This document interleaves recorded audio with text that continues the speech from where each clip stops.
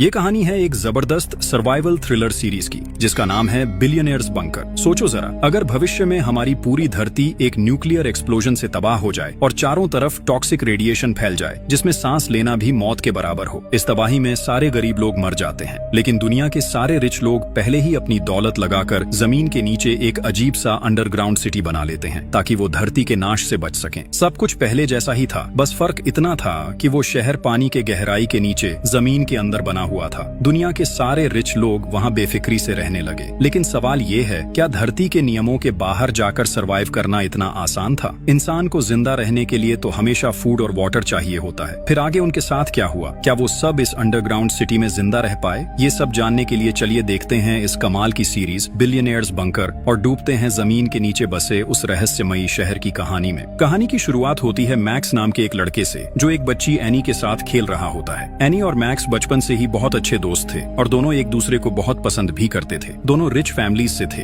इसलिए उनके रिश्ते को लेकर किसी को कोई आपत्ति नहीं थी। बचपन से ही उन्होंने पढ़ाई से लेकर हर चीज साथ की थी। जैसे जैसे वो बड़े हुए उनके बीच की दोस्ती प्यार में बदल गई। उनकी जिंदगी बहुत अच्छी चल रही थी। लेकिन एक रात जब बाहर तेज बारिश हो रही थी, मैक्स और एनी के साथ कुछ ऐसा हुआ जिसने सब कुछ बदल दिया। उस रात मैक्स और एनी अपने एक दोस्त की बर्थडे पार्टी में जा रहे थे, लेकिन रास्ते में मैक्स ने ड्रिंक्स कर ली थी और कुछ देर बाद उसने कार का कंट्रोल खो दिया। गाड़ी सीधा जाकर एक पेड़ से टकराई और भयानक एक्सीडेंट हो गया। इस हादसे में मैक्स किसी तरह बच गया, लेकिन एनी की मौत हो गई। इस घटना के बाद मैक्स को 3 साल की जेल हो गई। उसे ऐसी जेल में भेजा गया जहां कमजोर कैदियों पर बहुत जुल्म किए जाते थे। लेकिन मैक्स क्योंकि रिच बैकग्राउंड से था, वो ऐसे माहौल का आदी नहीं था, इसलिए शुरुआत में उसे काफी मुश्किलें झेलनी पड़ी। खुद को बचाने के लिए मैक्स ने वहां के हर कैदी को पैसे देकर अपने पक्ष में कर लिया ताकि कोई उसे टॉर्चर न करे। लेकिन धीरे धीरे मैक्स को एहसास हुआ कि उसकी लग्जूरियस लाइफस्टाइल ही उसकी जिंदगी की सबसे बड़ी गलती थी, क्योंकि पैसों की वजह से उसने कभी कुछ खुद नहीं किया था। हर चीज पैसों से करवाई थी, यानी बिना पैसे के उसकी जिंदगी की कोई पहचान ही नहीं थी। ये बात समझ आने के बाद मैक्स ने वहाँ के कैदियों को पैसे देना बंद कर दिया और जैसे ही ऐसा हुआ, धीरे धीरे वहाँ के कैदी उसके खिलाफ हो गए। अब वो भी मैक्स पर वैसे ही टॉर्चर करने लगे जैसे बाकी कैदियों पर करते थे। वक्त बीतने के साथ ये जुल्म इतना बढ़ गया कि एक दिन उन्होंने मैक्स को वॉशिंग मशीन के अंदर बंद कर दिया। काफी देर बाद जब उसे बाहर निकाला गया तो मैक्स को लगा कि शायद आज वो मर जाएगा, लेकिन अगले ही पल उसे एहसास हुआ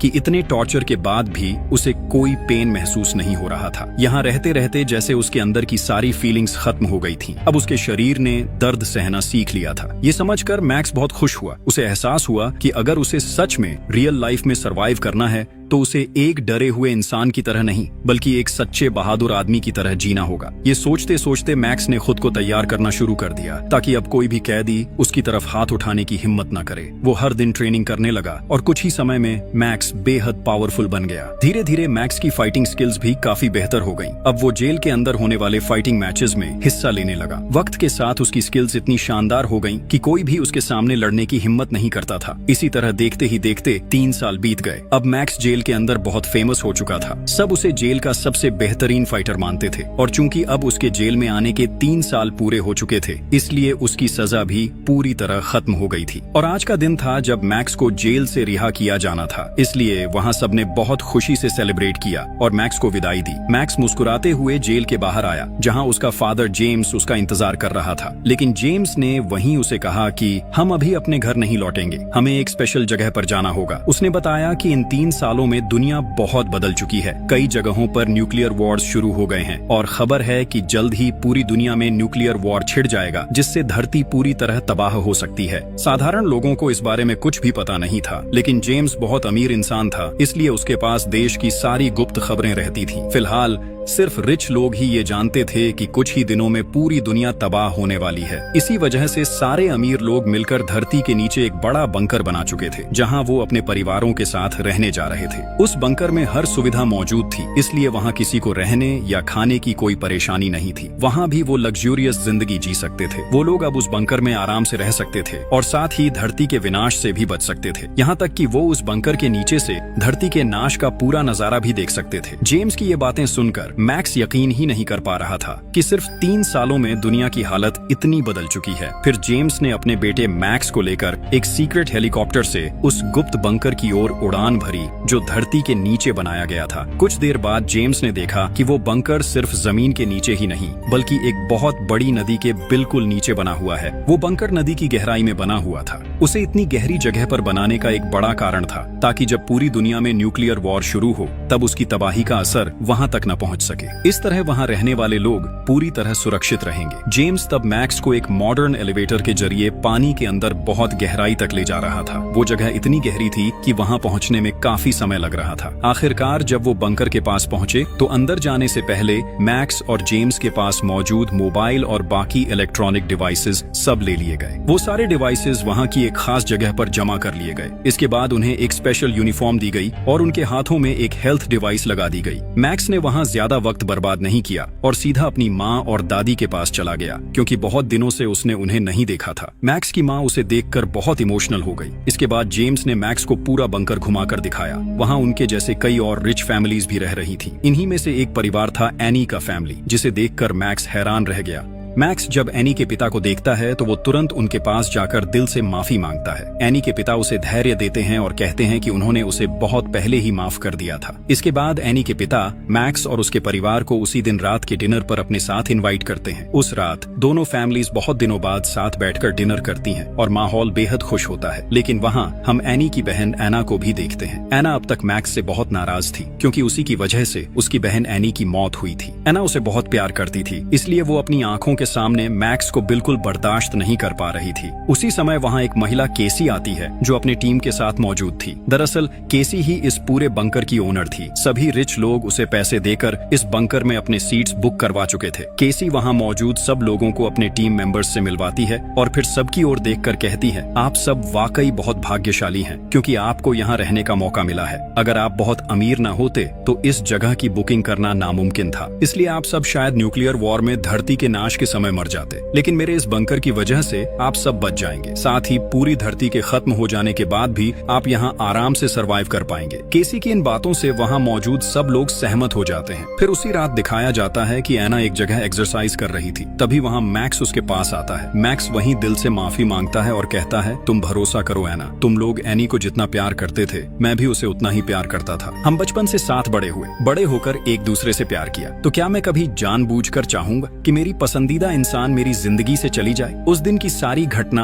एक एक्सीडेंट थी। फिर भी मैं तुमसे दिल से माफी मांग रहा हूँ क्योंकि मेरी वजह से तुमने अपनी बहन को खो दिया। लेकिन क्या तुम मुझे माफ नहीं कर सकती? फिर मैक्स आगे कहता है, मेरे पास तुम्हारी बहन की आखिरी याद है। ये कहते हुए वो एना को एनी का फोन देता है जो एक्सीडेंट के बाद से मैक्स के पास ही था। एना वो फोन लेते हुए कुछ नहीं कहती, बस अपनी बहन को याद करके चुप हो जाती है। एना एनी का फोन लेकर अपने रूम में चली जाती है। वो अपनी बहन का फोन खोलकर चेक करने लगती है जहाँ एनी और मैक्स के कुछ सुंदर पल के वीडियोस थे। एना वही वीडियोस देख रही होती है। तभी अचानक पूरे बंकर में वाइब्रेशन शुरू हो जाता है। पूरा बंकर जोर से हिलने लगता है और साथ ही इलेक्ट्रिसिटी में भी प्रॉब्लम आने लगती है। सब लोग घबराकर बाहर की ओर दौड़ पड़ते हैं। वो सब समझ जाते हैं कि उनके बंकर की सरफेस के ऊपर बहुत बड़ा एक्सप्लोजन हुआ है। इसी वजह से पूरा बंकर इतनी भयानक तरह से हिल गया था। फौरन एक माइक्रोफोन से सभी को बताया जाता है कि सब लोग ऊपर से नीचे वाले सरफेस पर चले जाएं। वहां जाने पर वो और ज्यादा सुरक्षित रहेंगे। उधर एना अपने परिवार को ढूंढते हुए देखती है कि उसके पिता एक बड़े मलबे के नीचे दबे हुए हैं, लेकिन मैक्स और जेम्स बहुत मेहनत से उसके पिता को वहां से निकाल लेते हैं। किसी तरह सब लोग वहां से निकलकर सीधे नीचे वाले फ्लोर पर पहुंच जाते हैं। वो जगह ही असली सेफ जोन थी। वहां बहुत सारे मॉनिटर्स लगे हुए थे जिनसे बाहर की सिचुएशन के बारे में पता चल सकता था। सबके सेफ जोन में पहुंचने के बाद केसी सबके सामने आती है। वो सबको देखकर कहती है, सबसे पहले परमाणु युद्ध की खबर हमारी एजेंसी ने ही दी थी और हमारी जानकारी पूरी तरह सही निकली है। दुनिया में परमाणु युद्ध शुरू हो चुका है, लेकिन हमारे इस बंकर की वजह से आप सब अभी भी सुरक्षित हैं। केसी इसके बाद वीडियो फुटेज दिखाने लगती है। केसी मॉनिटर्स के जरिए सबको बाहर की स्थिति दिखा रही होती है, कैसे बाहर की दुनिया धीरे धीरे तबाह हो रही है। वहाँ मौजूद सभी लोग लगभग पूरा एक दिन सेफ जोन के अंदर ही गुजार देते हैं। फिर जब हालात कुछ शांत हो जाते हैं, यानी चारों तरफ के एक्सप्लोजन्स रुक जाते हैं, तब केसी अपनी एक स्पेशल टीम को बुलाती है। वो उन्हें स्पेशल सूट पहनाकर बाहर की दुनिया में भेज देती है ताकि वो जाकर देख सकें कि वहाँ की स्थिति अब कैसी है और जो कुछ भी वो देखेंगे उसे यहाँ सबको दिखाया जा सके। वहाँ फुटेज में दिखता है वाकई में पूरी दुनिया तबाह हो चुकी थी। चारों ओर सिर्फ धूल ही धूल दिख रही थी। परमाणु बम की टॉक्सिक रेडिएशन चारों तरफ फैल चुकी थी। अगर कोई बिना सही प्रोटेक्शन के बाहर जाएगा तो उसकी मौत पक्की है। अब कैमरे में दिखता है लूकस नाम का एक मेंबर, वो अपनी स्पेशल टीम में था। वो एक कार का इंजन चेक कर रहा था, तभी उसने एक लोहे का टुकड़ा देखा। वो उसे हाथ से छू लेता है। फौरन उसके ग्लव्स पिघल जाते हैं और उसका हाथ बुरी तरह जल जाता है। इससे वहाँ का माहौल और भी खतरनाक लगने लगता है। लूकस दर्द से पागलों की तरह इधर उधर भागने लगता है। मतलब रेडिएशन की मात्रा वहाँ इतनी ज्यादा थी कि लोहा तक आग की तरह गर्म हो गया था। लूकस की हालत देखकर बाकी टीम मेंबर्स उसे जल्दी से लेकर बंकर के अंदर आ जाते हैं। अब सब लोग इसी बात को लेकर आपस में चर्चा करने लगते हैं, क्योंकि बाहर की दुनिया में बहुत खतरनाक रेडिएशन फैल चुका है। अब चाहे भी तो कोई बाहर नहीं जा सकता, लेकिन बंकर के अंदर भी क्या जिंदगी भर रहना मुमकिन है? कोई नहीं सोच पा रहा था कि उन्हें वहाँ कितने महीने या शायद कितने साल तक रहना पड़ेगा। सबको अब बंकर के नीचे ही रहना था। ये सोच सोचकर सब बहुत अपसेट थे। उधर केसी, जो यहाँ की ओनर थी, वो अपने लोगों के साथ लूकस की हालत देखने के बहाने बाहर निकलती है, लेकिन असल में वो एक अलग जगह पर पहुंचती है जहां वो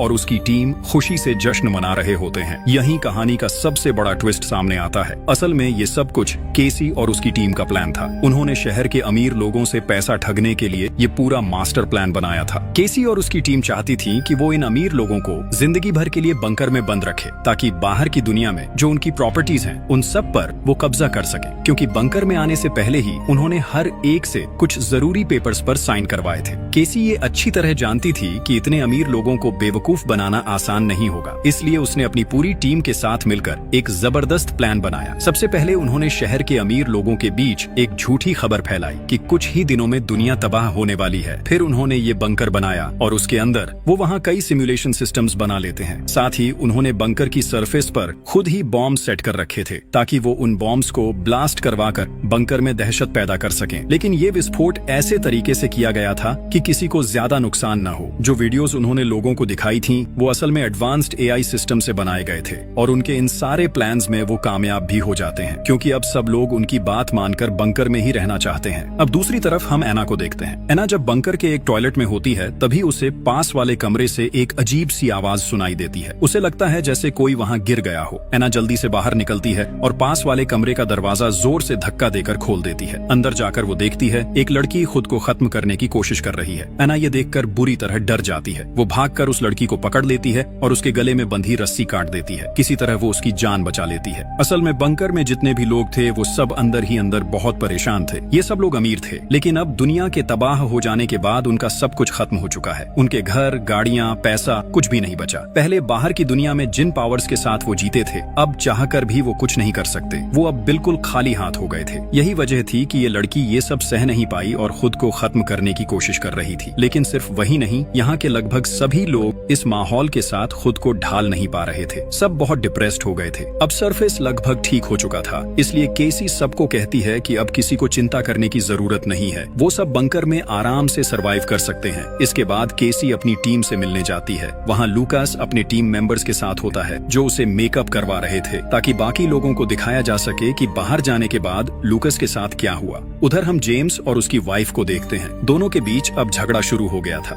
असल में जेम्स एक बहुत अमीर बिजनेसमैन था और वो हमेशा अपनी मर्जी से ही जीता था। यहाँ तक कि बाहर कई लड़कियों के साथ उसका अफेयर भी था। जेम्स की वाइफ सब कुछ जानती थी। वो जानती थी कि उसका हस्बैंड कई लड़कियों के साथ अफेयर में था, फिर भी उसने उसे कभी नहीं छोड़ा, क्योंकि उसे उसके पैसे की बहुत जरूरत थी। उसी पैसे के लिए वो इतने सालों तक उसके साथ रही। लेकिन अब तो सब कुछ खत्म हो चुका था। जेम्स के पास न पैसा था न पावर। अब उसकी वाइफ के लिए भी उसकी कोई कीमत नहीं रह गई थी। वो जेम्स से साफ साफ कहती है, तुम इतने सालों में जिन जिन औरतों के साथ रहे, मैं उन सब के बारे में जानती थी। सब कुछ जानते हुए भी मैंने कभी कुछ नहीं कहा। चुपचाप तुम्हारे साथ रही। जानते हो क्यों? सिर्फ तुम्हारे पैसे के लिए। मुझे पैसों की बहुत जरूरत थी, लेकिन अब तुम्हारे पास कुछ भी नहीं है, न पैसा न औरतें। अब मुझे तुम्हारी कोई जरूरत नहीं है। मैं अब अपनी मर्जी से जीऊंगी, इसलिए मेरी जिंदगी में तुम रुकावट मत बनो। ये सब सुनकर जेम्स बहुत गुस्से में आ जाता है। जब उसकी वाइफ वहाँ से निकलने लगती है, जेम्स उसे डांटते डांटते उसके पीछे पीछे जाने लगता है। फिर वो बिना किसी की अनुमति लिए वहाँ मौजूद सबके हिस्से का खाना खाने लगता है। उधर जब गार्ड्स ये सब देखते हैं तो वो तुरंत वहाँ पहुँच जाते हैं। वो अपनी इलेक्ट्रिक गन से जेम्स को झटका देने लगते हैं, लेकिन तभी वहाँ मैक्स पहुँचता है। वो अकेले ही उन गार्ड से लड़ने लगता है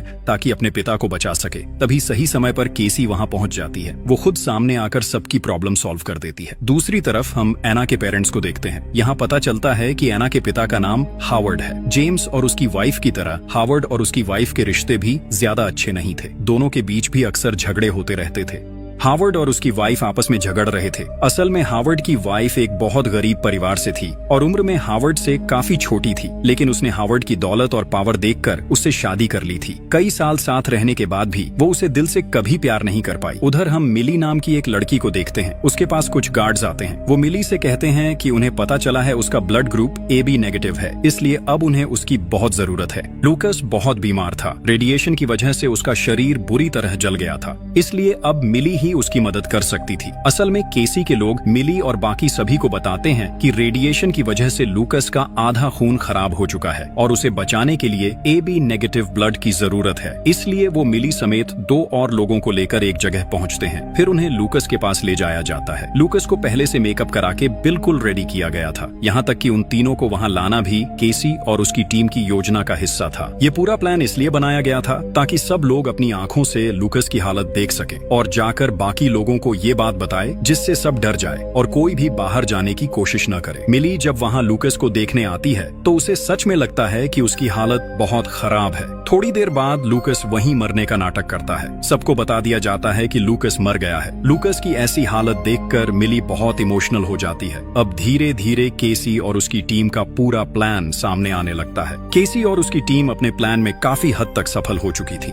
उसकी टीम में जैक नाम का एक लड़का भी था जो असल में केसी का अपना भाई था। जैक बहुत बीमार रहता था, इसलिए केसी हमेशा उसे अपने पास रखती थी। अब केसी अपनी टीम से कहती है, अब समय आ गया है हमारे प्लान के अगले स्टेप पर जाने का। वो सबको बताने लगती है कि उसने हावर्ड के बारे में सारी जानकारी कैसे जुटाई। असल में हावर्ड जिस परिवार में पैदा हुआ था वो पहले से ही बहुत अमीर फैमिली थी। बचपन के बाद धीरे धीरे हावर्ड ने अपने फैमिली बिजनेस की देखभाल शुरू कर दी थी। हावर्ड के पास पैसों की कोई कमी नहीं थी। बहुत कम समय में वो एक सफल बिजनेसमैन बन गया। धीरे धीरे उसने करीब 60 कंपनियों का मालिक बन गया। हर कंपनी से उसे इतना पैसा मिलने लगा कि उसका नाम दुनिया के 10 सबसे अमीर लोगों में शामिल हो गया। केसी अमीर लोगों से बहुत नफरत करती थी। वो बचपन से देखती आई थी कि अमीर लोग गरीबों पर कैसे जुल्म करते हैं। इसीलिए उसने खुद की एक टीम बनाई जिसमें ज्यादातर गरीब घरों के लोग थे, क्योंकि वही लोग उसकी सोच को समझ सकते थे और उसके साथ ईमानदारी से काम कर सकते थे। केसी और उसकी टीम का प्लान साफ था। वो सारे अमीर लोगों को बंकर में बंद रखेंगे और बाहर जो उनकी प्रॉपर्टी और पैसा है वो सब गरीबों में बांट देंगे, ताकि अमीर और गरीब के बीच का फर्क थोड़ा कम हो जाए और गरीब लोगों को अब कभी छोटा महसूस न करना पड़े। केसी को पता था कि अगर वो दुनिया के खत्म होने का प्लान बनाएगी तो अमीर लोग कभी गरीबों के बारे में नहीं सोचेंगे, वो सिर्फ अपने आप को बचाने की कोशिश करेंगे। इसलिए केसी और उसकी टीम ने सबसे पहले हावर्ड को निशाना बनाया। उनका प्लान था कि हावर्ड की सारी प्रॉपर्टी और पैसा गरीब लोगों में बांट दिया जाए। अब उन्हें ये पता लगाना था कि हावर्ड का पैसा कहाँ कहाँ रखा है, तो उन्होंने उसी के हिसाब से अपना काम शुरू कर दिया। केसी सबको बुलाकर कहती है, दुनिया अब पूरी तरह खत्म हो चुकी है। हमारे पास अब बहुत कम खाना और पानी बचा है, लेकिन कल रात जेम्स ने बिना किसी की अनुमति के सबके हिस्से का खाना खुद ही खा लिया। इसलिए अब से सबको थोड़ा थोड़ा खाना मिलेगा, वरना बहुत जल्दी हमारा सारा स्टॉक खत्म हो जाएगा। असल में केसी ये बातें इसलिए कह रही थी ताकि सब लोग सिचुएशन को और ज्यादा सीरियस समझें। वो चाहती थी कि सबको सच में लगे कि दुनिया तबाह हो चुकी है और अब उन्हें अपने खाने पानी को लेकर बहुत सावधानी से जीना होगा। अब वो सबके सामने मैक्स पर चिल्लाने लगती है। वो उसे गालियां देती है क्योंकि मैक्स ने पिछली रात गार्ड्स पर हाथ उठाया था। उसने गार्ड्स को मारकर उनसे एक शॉटगन छीन ली थी जिससे इलेक्ट्रिक शॉक दिया जा सकता था। केसी गुस्से में मैक्स से कहती है, वो गन तुरंत वापस कर दो। फिर सीन बदलता है। हम केसी और उसकी टीम को देखते हैं जो सबको कैद करने से पहले प्लान बना रहे थे। उनका प्लान ऐसा बनाया गया था कि जब इन अमीर लोगों को यहाँ लाया जाए तो उनके गायब होने के बाद भी किसी को इस बात का शक न हो। असल में बंकर में बंद करने से पहले केसी और उसकी टीम ने हर व्यक्ति का एक AI क्लोन तैयार कर लिया था, वो भी बहुत एडवांस टेक्नोलॉजी से। जब ये लोग बंकर में आए तो उनसे उनके मोबाइल फोन्स और बाकी डिवाइसेस ले लिए गए। असल में वही मोबाइल्स उनका असली हथियार थे, क्योंकि उन्हीं फोन्स में सबके सोशल मीडिया अकाउंट्स मौजूद थे। अब केसी की टीम उन्हीं अकाउंट्स को इस्तेमाल करके बाहर की दुनिया में ये दिखा रही थी कि सब लोग अभी भी जिंदा हैं और नॉर्मल लाइफ जी रहे हैं। वो लोग लगातार हर किसी का AI वीडियो बनाते रहे और वो वीडियो रोज सोशल मीडिया पर अपलोड किए जाते थे। लोगों को दिखाने के लिए कहा जाता था कि वो सब वेकेशन पर हैं, कि वो अपने परिवार के साथ अच्छा वक्त बिता रहे हैं। लोगों से कहा गया, जब तक हम खुद कांटेक्ट नहीं करते तब तक हमें परेशान मत करो। इस तरह बाहर के लोग उन्हें ढूंढना बंद कर देंगे और जितना ज्यादा ये बात फैलती उतना ही केसी का प्लान सफल होता गया। केसी और उसकी टीम के पास जो मोबाइल फोन्स थे वो सब लगातार एक्टिव रखे गए। उन अकाउंट से रोज नए फेक अपडेट्स और वीडियोस डाल दिए जाते थे। इस तरह बाहर की दुनिया को लगता रहा कि सब नॉर्मल है और केसी का पूरा झांसा कामयाब होता रहा। वो फोन्स हमेशा एक्टिव रखे गए थे। जब भी किसी फोन पर कॉल या मैसेज आता तो उनका एआई सिस्टम अपने आप रिप्लाई दे देता था। अगर कोई कॉल करता तो एआई सिस्टम उसी व्यक्ति की वॉइस कॉपी कर लेता था और उसकी आवाज में सामने वाले से बात करता था। इसी एआई सिस्टम की मदद से केसी अपना पूरा प्लान सफल बना रही थी। आज भी जब सबके फोन्स एआई सिस्टम से कनेक्टेड थे तभी हावर्ड के फोन पर स्टैन नाम के एक आदमी का कॉल आता है। स्टैन हावर्ड का बिजनेस पार्टनर था। वो लगभग हर दिन हावर्ड को फोन करता था। लेकिन आज स्टैन हावर्ड पर बहुत गुस्सा था क्योंकि हावर्ड के साथ उसका एक बहुत इंपॉर्टेंट डील चल रहा था। वो वीडियो फुटेज के जरिए हावर्ड से कहता है, तुम इतने जिम्मेदार कैसे नहीं हो सकते? तुम जानते हो हमारी ये डील कितनी इंपॉर्टेंट है। तुम तुरंत मुझसे मिलो, वरना चाहे तुम पृथ्वी के किसी भी कोने में हो, मैं तुम्हें ढूंढ कर निकाल ही लूंगा। स्टैन की ये बातें सुनते ही केसी और उसकी टीम थोड़े चिंतित हो जाते हैं क्योंकि उन्हें समझ नहीं आ रहा था कि इस बार स्टैन को कैसे हैंडल किया जाए। अब हम बंकर के सभी लोगों को देखते हैं। वो सब अंदर से टूट चुके थे क्योंकि किसी की जिंदगी अब ठीक से नहीं चल रही थी। सबको ये बात पता चल चुकी थी कि दुनिया के खत्म हो जाने के बाद उनका सारा धन संपत्ति भी खत्म हो गया है। अब वो सब खाली हाथ हैं। यहाँ हर फैमिली के लोग आपस में झगड़ने लगे थे। उनके रिश्ते धीरे धीरे टूटने लगे थे क्योंकि ज्यादातर रिश्ते सिर्फ पैसे के लिए बने थे। अब हालात इतने बिगड़ चुके थे कि कुछ वाइफ्स अपने हस्बैंड्स को छोड़ रही थीं और कुछ हस्बैंड्स भी अपनी वाइफ्स से दूर जा रहे थे। यहाँ तक कि बच्चे भी अब अपने माँ बाप की कद्र नहीं कर रहे थे। अब हर किसी का असली चेहरा सामने आने लगा था। कई अमीर लोगों को ये एहसास हुआ कि अब तक लोग सिर्फ उनके पैसों के लिए ही उनके साथ थे। उन्हें जो इज्जत और सम्मान मिला वो सब सिर्फ पैसे की वजह से था। असल में उनके पास अपनी कोई सच्ची पहचान नहीं थी। उधर इसी बीच केसी की टीम ने हावर्ड का एआई मॉडल तैयार कर लिया था जिसकी मदद से वो स्टैन से सीधे हावर्ड की आवाज में बात करवा सकते थे। यानी अब हावर्ड की जगह एआई ही बात करेगा। तो वो लोग अपना सिस्टम चालू करते हैं और स्टैन को वीडियो कॉल करते हैं। फिर हावर्ड का एआई मॉडल एक्टिवेट कर दिया जाता है। इसके बाद वो एआई मॉडल स्टैन से बात करना शुरू करता है। अब केसी की टीम एआई के जरिए स्टैन से बातचीत करती है और उन्हें पता चलता है कि कुछ महीने पहले स्टैन और हावर्ड ने एक पार्टी में बहुत बड़ा प्लान बनाया था। दोनों ने तय किया था कि उनके पास जितना भी ब्लैक मनी है उसे इस्तेमाल करके वो एक बहुत बड़ी कंपनी खोलेंगे और उनका वो प्लान पूरी तरह तैयार भी हो चुका था। लेकिन तभी अचानक हावर्ड गायब हो गया। इसी वजह से स्टैन उसे बार बार फोन कर रहा था। केसी ने हावर्ड के एआई मॉडल के जरिए चालाकी से स्टैन से ये भी पता लगा लिया कि जिस ब्लैक मनी की बात वो कर रहे थे वो दरअसल कहाँ रखी है। उन्हें पता चलता है कि वो पैसा हावर्ड के घर के एक सीक्रेट जगह पर छुपा हुआ है जिसे एक पासवर्ड से खोला जा सकता है। लेकिन वो पासवर्ड सिर्फ असली हावर्ड को ही पता है। अब केसी अपनी पूरी टीम के साथ प्लान बनाती है कि किसी भी तरह उन्हें वो पासवर्ड पता लगाना ही होगा। अब उनका प्लान साफ था। वो अपनी बातों में फंसाकर हावर्ड से उसका सीक्रेट पासवर्ड निकलवाएंगे। फिर उसी पासवर्ड का इस्तेमाल करके हावर्ड और स्टैन के सारे ब्लैक मनी पर कब्जा कर लेंगे और उस पैसे को बांटकर गरीब लोगों में दे देंगे। इसके बाद केसी एक जगह अकेली बैठी होती है, थोड़ी उदास। वो अपने बचपन की बातें सोच रही होती है। जब केसी सिर्फ 12 साल की थी वो अपने भाई जैक के साथ एक स्कूल में पढ़ती थी। उस स्कूल के ज्यादातर बच्चे अमीर घरों के थे। लेकिन जब केसी अपने भाई जैक के साथ वहाँ जाती तो वो अमीर बच्चे हमेशा उन्हें चिढ़ाते थे, उन्हें छोटे लोग कहकर नीचा दिखाते थे। वो दोनों भाई बहन को हमेशा गरीब कहकर अपमानित करते थे। हालांकि केसी और उसका भाई जैक बहुत टैलेंटेड स्टूडेंट्स थे, लेकिन गरीब होने की वजह से उनकी मेहनत और हुनर की कभी कद्र नहीं हुई। ऊपर से उनके पिता की आर्थिक हालत भी बहुत खराब थी। एक दिन केसी की माँ एक छोटा सा खत लिखकर उसे और जैक को छोड़कर चली गई। उनके पिता पहले से ही नशे के आदी थे, इसलिए उस दिन के बाद केसी और जैक के पास कोई नहीं बचा। वो दोनों सिर्फ एक दूसरे का सहारा बनकर बड़े हुए। कम उम्र में ही उन्हें ये समझ आ गया था कि उनका भविष्य कोई और नहीं बनाएगा, उन्हें खुद ही अपने लिए रास्ता बनाना होगा। इसलिए उसी वक्त से दोनों भाई बहन ने कड़ी मेहनत शुरू कर दी। वो अपनी पढ़ाई में और ज्यादा ध्यान देने लगे। धीरे धीरे दोनों ने कई डिग्रीज हासिल कर ली। फिर एक समय आया जब दोनों ने मिलकर काफी रिसर्च की और अपना खुद का एआई आर्टिफिशियल इंटेलिजेंस सिस्टम बना लिया। तब उन्हें लगा कि अब वो अपनी जिंदगी में कुछ बड़ा कर पाएंगे। लेकिन बहुत जल्द उन्हें एहसास हुआ कि इस दुनिया में पैसे और पावर के बिना कुछ भी हासिल नहीं किया जा सकता। उन्होंने भले ही सबसे एडवांस्ड एआई मॉडल बना लिया था, उनके पास पैसे नहीं थे, इसलिए वो अपने अपने एआई को मार्केट में लॉन्च नहीं कर पा रहे थे और न ही लोगों के सामने अपना काम दिखा पा रहे थे। इसलिए उन्होंने कई कंपनियों से फंड मांगा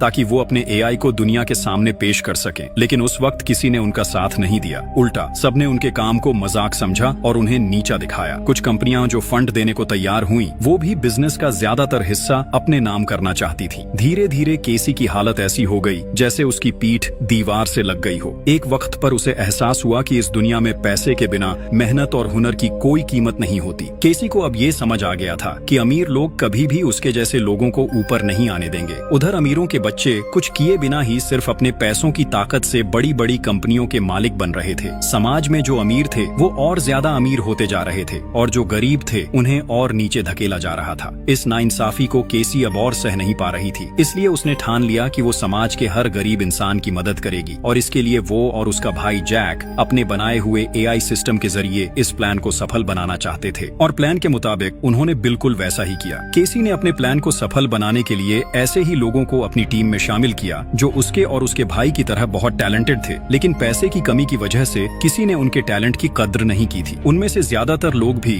अपनी जिंदगी में कभी न कभी किसी अमीर इंसान द्वारा अपमानित हुए थे। इसी तरह केसी ने अब तक अपना पूरा प्लान चलाया। अब हम केसी को फिर से देखते हैं। वो अपनी टीम से कहती है, मेरे दिमाग में एक आइडिया आया है। मुझे अब समझ में आ गया है कि मैं हावर्ड से उसका पासवर्ड कैसे निकलवा सकती हूँ। केसी अब जान चुकी थी कि हावर्ड से पासवर्ड कैसे निकलवाना है। उसने तय किया कि वो हावर्ड को वही देगी जिसकी उसे सबसे ज्यादा जरूरत है, अटेंशन और केयर की। क्योंकि बंकर में आने के बाद से हावर्ड सबके लिए एक नजरअंदाज किया हुआ इंसान बन गया था। अब अगर कोई उसकी परवाह करे तो वो उसे जरूर अहमियत देगा। इसलिए केसी अपनी टीम की एक मेंबर को हावर्ड के पास भेजती है। उस लड़की का नाम था इंग्रिड। इंग्रिड हावर्ड से बहुत अच्छे से पेश आने लगती है। वो उसकी बातों में इंटरेस्ट दिखाती है और धीरे धीरे उसे अपनी तरफ आकर्षित करने लगती है। थोड़े ही समय में हावर्ड और इंग्रिड के बीच एक अच्छी दोस्ती हो जाती है। हावर्ड और इंग्रिड अब एक दूसरे के साथ वक्त बिताने लगे थे, क्योंकि अब हावर्ड के पास बात करने के लिए कोई नहीं था। एक दिन इंग्रिड हावर्ड से कहती है, अगर तुम चाहो तो हम दोनों एक गेम खेल सकते हैं। इससे हमारा बोरिंग वक्त थोड़ा अच्छा गुजरेगा। हावर्ड उसकी बात मान जाता है। फिर इंग्रिड मुस्कुराते हुए कहती है, चलो हम दोनों एक दूसरे को अपने सीक्रेट्स बताएंगे। बातों बातों में इंग्रिड बताने लगती है कि उसके भी कुछ सीक्रेट लॉकर्स थे जहां उसने अपनी जिंदगी की सबसे कीमती चीजें रखी थी, लेकिन दुनिया के खत्म होने के बाद वो सब शायद नष्ट हो चुके हैं। इंग्रिड उससे पूछती है, तुम्हारे लॉकर के पासवर्ड्स क्या थे? फिर वह बनावट की बातें करके धीरे धीरे अपने लॉकर्स के पासवर्ड्स बताती है। बातों बातों में हावर्ड भी इंग्रिड पर भरोसा कर बैठता है। वो धीरे धीरे अपने सीक्रेट पासवर्ड सब बता देता है। और सिर्फ इतना ही नहीं, अब क्योंकि हावर्ड के पास कुछ भी बचा नहीं था, वो इंग्रिड को अपने बैंक और जहां जहां पैसा रखा था उन सब जगहों के डिटेल्ड पासवर्ड्स भी बता देता है। इसके बाद केसी का पूरा प्लान पूरी तरह कामयाब हो जाता है। अगले दिन केसी और उसकी टीम हावर्ड के एआई कैरेक्टर का इस्तेमाल करके वो फिर से स्टैन को फोन करते हैं। वो स्टैन से कहता है, मैं अभी देश से बहुत दूर हूँ, फिर भी मैं तुम्हें बता रहा हूँ कि हमने अपना ब्लैक मनी कहाँ रखा है। ये रहे उन जगहों के पासवर्ड्स। तुम वहाँ से सारा पैसा निकाल लो और उस पैसे से कोई स्टार्टअप कंपनी शुरू कर दो, क्योंकि मेरे लौटने में बहुत देर हो जाएगी। इसी बीच केसी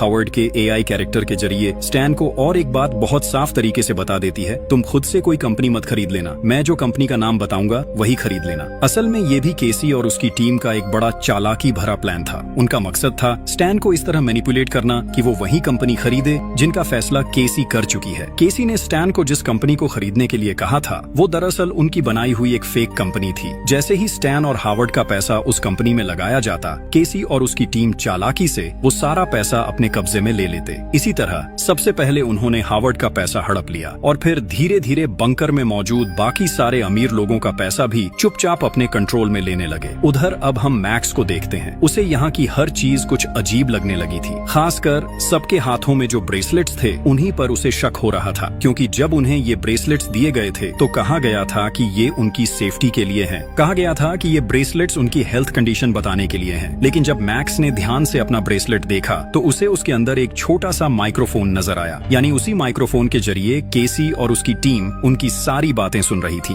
ये देखकर मैक्स को बहुत शक होने लगा। इसलिए उसने तय किया कि वो बंकर के बारे में और जानकारी निकालेगा, लेकिन वो ये काम अकेले नहीं कर सकता था क्योंकि पकड़े जाने का खतरा था। इसलिए उसने फैसला किया कि वो इस काम में एना को अपना साथी बनाएगा। मैक्स अब एना से दोस्ती करना चाहता था। वो कुछ कागज के टुकड़ों पर अपनी सारी बातें लिख कर उसके पास लाता है, क्योंकि अगर वो सीधे एना से बात करता तो केसी और उसकी टीम माइक्रोफोन्स के जरिए उनकी हर बात सुन सकती थी। मैक्स एना के पास जाकर एक कागज दिखाता है जिस पर लिखा होता है, चुप रहो। एना हैरान होकर उसकी तरफ देखती है। फिर मैक्स अगले कागज पर लिखता है कि यहाँ आने के बाद से उसे कई बातें अजीब लगी हैं।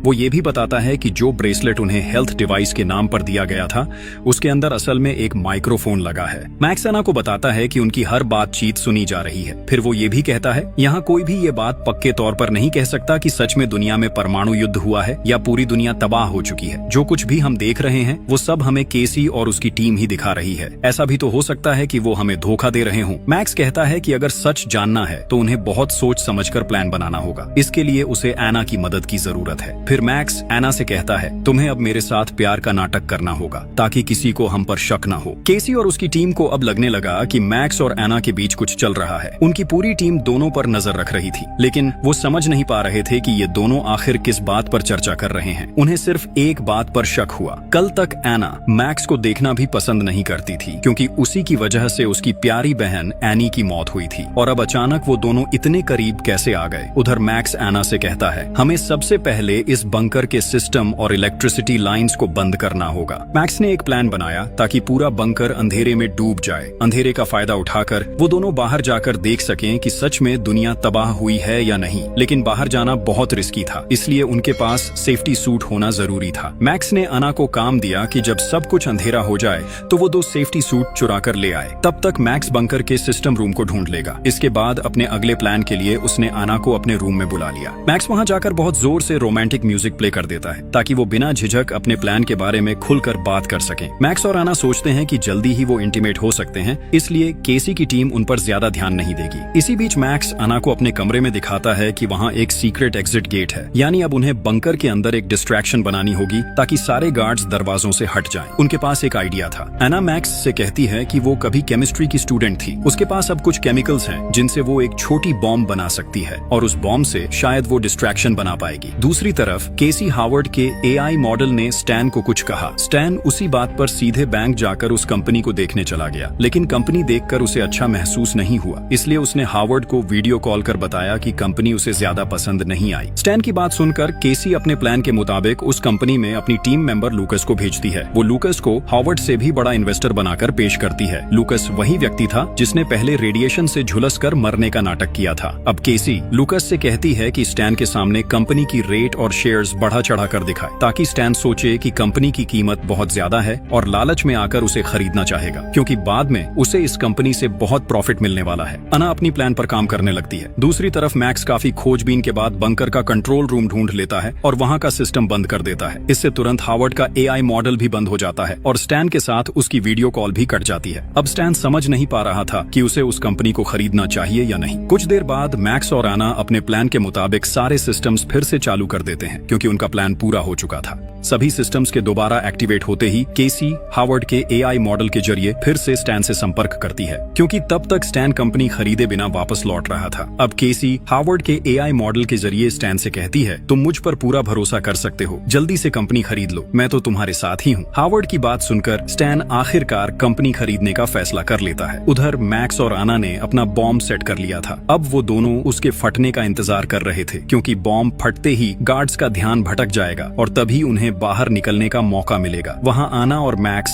एक दूसरे के बहुत करीब थे। आना को देखकर मैक्स बहुत इमोशनल हो गया। मैक्स को आना में अपनी गर्लफ्रेंड एनी की झलक दिख रही थी। वो आना से कहता है जानती हो आना, मैं तुम्हारी बहन एनी को अपनी जिंदगी से भी ज्यादा प्यार करता था और आज भी करता हूँ। शायद चाहकर भी मैं उसे कभी नहीं भूल पाऊँ। जब भी मैं तुम्हें देखता हूँ मुझे एनी की याद आने लगती है। तुम्हारे अंदर मैं उसी को देखता हूँ। तुम पास होती हो तो लगता है जैसे एनी मेरे पास ही है। मैक्स की ये बातें सुनकर आना समझ जाती है कि शायद मैक्स उसे अपने दिल की बात बताना चाहता है। हालांकि एना पहले ही मैक्स को माफ कर चुकी थी, लेकिन फिर भी आना अपने बहन के बॉयफ्रेंड के साथ किसी भी रिलेशनशिप में नहीं जा सकती थी। इसलिए उसने मैक्स को साफ साफ कह दिया कि अगर उसके मन में कुछ और है तो उसे अब भी वहीं खत्म कर दे। उधर केसी और उसकी टीम का ध्यान अब पूरी तरह स्टैन पर था, इसलिए वो मैक्स और आना की तरफ ज्यादा ध्यान नहीं दे रहे थे। अब केसी स्टैन को बैंकॉक में रोकने के लिए अपनी एक और साथी इंग्रिड का इस्तेमाल करती है। इसी इंग्रिड के जरिए उसने हावर्ड से उस कंपनी के सारे कोर्ट डॉक्यूमेंट डॉक्यूमेंट्स और डिटेल्स हासिल की थी। प्लान के मुताबिक इंग्रिड अब स्टैन से दोस्ती करके उसके करीब आने लगती है। इंग्रिड के माता पिता उसे छोड़कर विदेश जा रहे थे, जो दरअसल उनके प्लान का ही हिस्सा था। जब स्टैन को ये बात पता चलती है तो वो इंग्रिड की खूबसूरती से प्रभावित होकर कहता है कि वो उसका ख्याल रखेगा। स्टैन फिर इंग्रिड के साथ ड्रिंक्स लेकर पार्टी करने लगता है। प्लान के मुताबिक इंग्रिड अब स्टैन के बहुत करीब आ जाती है। वो स्टैन से कहती है कि जिस कंपनी को वो खरीदने जा रहा है वो बहुत अच्छी कंपनी है, इसलिए उसे देर नहीं करनी चाहिए। अगर वो देर करेगा तो कोई और उस कंपनी को खरीद सकता है। स्टैन ये सुनकर और देर नहीं करता और तुरंत पैसे ट्रांसफर करने की तैयारी करने लगता है। स्टैन जैसे ही पैसे भेजने वाला होता है, थोड़ी देर बाद दिखता है कि सारे पैसे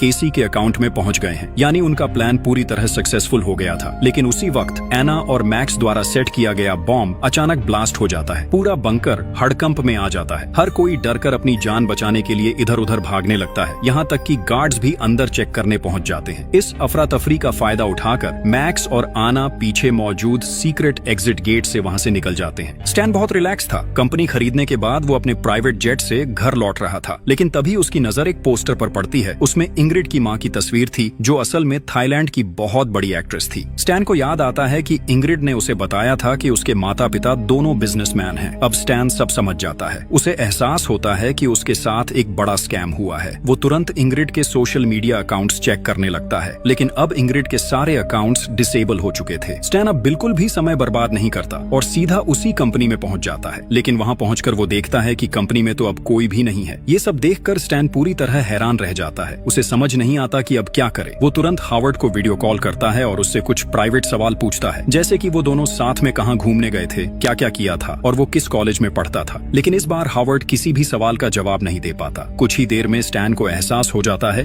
कि जिस हावर्ड पर वो इतने दिन से भरोसा कर रहा था वो असली हावर्ड नहीं है। स्टैन को अब पूरी सच्चाई समझ आ जाती है। जिससे वो इतने दिन बात कर रहा था वो असली हावर्ड नहीं बल्कि उसका एक एआई कैरेक्टर था। उसी एआई का इस्तेमाल करके स्कैमर्स ने उसे पूरी तरह बर्बाद कर दिया था। उधर केसी और उसकी टीम का पहला मिशन पूरी तरह सक्सेसफुल हो चुका था। उन्होंने हावर्ड और उसके दोस्त दोनों के पैसे हड़प लिए थे। अब उनका अगला लक्ष्य था धीरे धीरे बाकी सभी मेंबर्स को भी ऐसे ही ट्रैप में फंसाना। इसलिए वो लोग अपने अगले प्लान की तैयारी करने लगते हैं। वहीं दूसरी तरफ एना और मैक्स तब तक सेफ्टी सूट पहनकर बंकर के मेन डोर तक पहुंच चुके थे। अब वो दोनों आखिरकार जानने वाले थे कि दुनिया सच में ठीक है या सब कुछ खत्म हो चुका है। अब सब कुछ साफ हो चुका था। केसी और उसकी टीम ने उनके साथ बड़ा स्कैम किया था। अब मैक्स और आना को पूरा यकीन था कि वो लोग केसी के खिलाफ कार्रवाई कर पाएंगे और सब अपने नॉर्मल लाइफ में वापस लौट सकेंगे। ये सोचते हुए मैक्स धीरे धीरे बंकर का दरवाजा खोलता है। जैसे ही दरवाजा खुलता है सूरज की शुद्ध रोशनी उसके चेहरे पर पड़ती है। मैक्स हैरानी से बाहर की तरफ देखता रहता है, क्योंकि बहुत लंबे समय बाद उसने बाहरी दुनिया की रोशनी देखी थी। और इसी थ्रिलिंग एंडिंग के साथ कहानी यहीं खत्म हो जाती है।